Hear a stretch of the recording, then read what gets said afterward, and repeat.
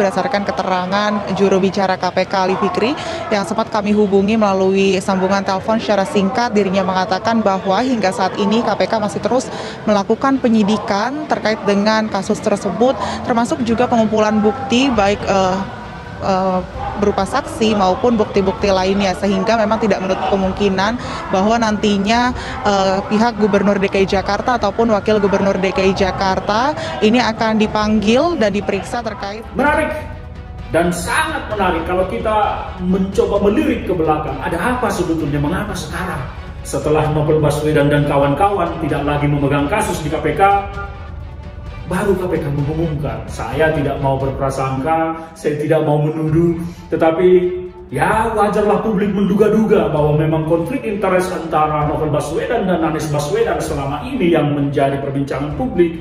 Bisa kita lihat, ya mungkin ini ada irisannya. Beranikah KPK selidiki dana formula itu?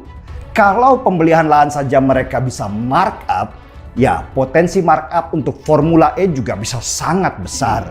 KPK terlihat mulai bekerja serius menangani korupsi yang ada. Kita menunggu KPK untuk melanjutkan aksinya di APBD DKI Jakarta. Di sana masih banyak ada yang istilahnya menggunakan kelebihan bayar, ada Formula E dengan uang triliunan, dan di Jakarta Barat juga Kejaksaan melakukan penggeledahan. Kita menunggu semua korupsi di APBD DKI Jakarta ini dibongkar. Tidak ada lagi yang boleh menghalang-halangi.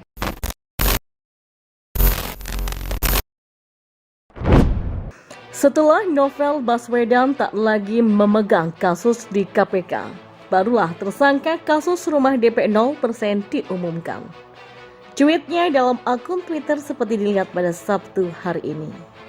Hal tersebut merupakan bukti bahwa Novel sebagai penyidik punya konflik kepentingan dengan Gubernur DKI Jakarta Anies Baswedan. Fakta ini semakin menguatkan dugaan-dugaan yang selama ini beredar di tengah publik bahwa Novel Baswedan konflik interest dengan Gub DKI Anies Baswedan. Alhasil Gubernur DKI yang dimenangkan oleh kelompok radikal yang saat ini mulai keringat dingin karena Novel Baswedan di KPK yang selama ini diduga menjadi perlindungannya, dipecat dan diancam tak bisa masuk lagi ke KPK untuk melancarkan Anies menjadi presiden di tahun 2024 untuk mendirikan negara lain. Kita tahu bahwa apa yang menjadi prosedur tes wawasan kebangsaan sudah menjadi barang wajib sebagai syarat peralihan status dari pegawai biasa menjadi aparatur sipil negara alias ASN. Dan ini adalah urusan birokrasi. Tapi kenapa mendadak PGI ikut-ikutan? PGI itu kan Persekutuan Gereja Indonesia, apa hubungannya dengan TWK? Kelihatannya PGI ini sudah mulai mendapatkan kesan dari rakyat Indonesia, khususnya orang-orang Kristen yang nasionalis, merupakan persekutuan dan perkumpulan yang sudah mulai offside. Offside karena apa? Karena mencampurkan urusan politik dengan urusan agama. PGI ini adalah seperti MUI versi Kristen, menaungi gereja-gereja di Indonesia. Untuk apa? Saya juga nggak tahu. Saya juga nggak tahu kenapa harus ada PGI ini. Tapi yang pasti beberapa gereja tidak mau masuk ke dalam PGI dan tidak menjadi anggota PGI. Jadi kalau nggak masuk PGI ya tetap bisa masuk surga kok. Nggak kayak Anies. Kalau mau masuk surga harus lewat Anies, satu-satunya pemegang kunci surga. Katanya sih begitu. Kita sama-sama setuju bahwa sebagai orang Kristen, gereja nggak harus masuk ke PGI. Karena katanya aturan-aturannya banyak dan mengunci ormas kecil ini mendadak menjadi viral lantaran ikut-ikutan kepo. Kepo dalam hal mengurusi tes wawasan kebangsaan. Saya tahu dari 75 kadrun itu ada beberapa orang Kristen yang juga nggak lulus. Tapi apakah respon PGI? Bukannya mendukung langkah-langkah pasti pemerintah dalam memberantas radikalisme, malah menyebut kalau mereka prihatin. Ketika PGI mengatakan bahwa mereka prihatin soal gagalnya 75 kadrun di KPK ini dalam tes wawasan kebangsaan, saya lebih prihatin lagi. Saya lebih prihatin mereka jadi offside, melampaui apa yang menjadi visi dan misi PGI pada awalnya, yakni menjamin kemerdekaan beribadah. Kalau mau berkontribusi bagi bangsa dan negara ini, PGI malah seharusnya mendukung pemberantasan radikalisme yang merupakan bibit dari terorisme dan pergantian negara. Harusnya PGI sadar kalau novel CS tetap ada, kasus Anies pasti tenggelam. Ada apa sih dengan PGI ini? Kita sangat prihatin dengan upaya-upaya pelemahan KPK yang terjadi selama ini, terutama yang memuncak dengan pelabelan intoleran dan radikalisme atas 75 pegawai KPK lewat mekanisme tes wawasan kebangsaan belakangan ini. Nah, dengan disingkirkannya mereka yang selama ini punya kinerja baik serta punya integritas kuat dengan alasan tidak lulus TWK, dikhawatirkan akan membuat para penyidik berpikir ulang untuk melaksanakan tugasnya dengan profesional, seturut dengan kode etik KPK di masa depan karena khawatir mereka di-TWK-kan dengan label radikal. Dari statement Ketua PGI yang bernama Pendeta Gomar Gultom, kelihatannya Gomar Gultom tidak mengerti alasan utama mereka dipecat. Mereka dipecat bukan karena Taliban dan radikal, tapi mereka dipecat karena di dalam tes itu mereka ada yang setuju seks bebas, kumpul kebo, dan mendukung radikalisme.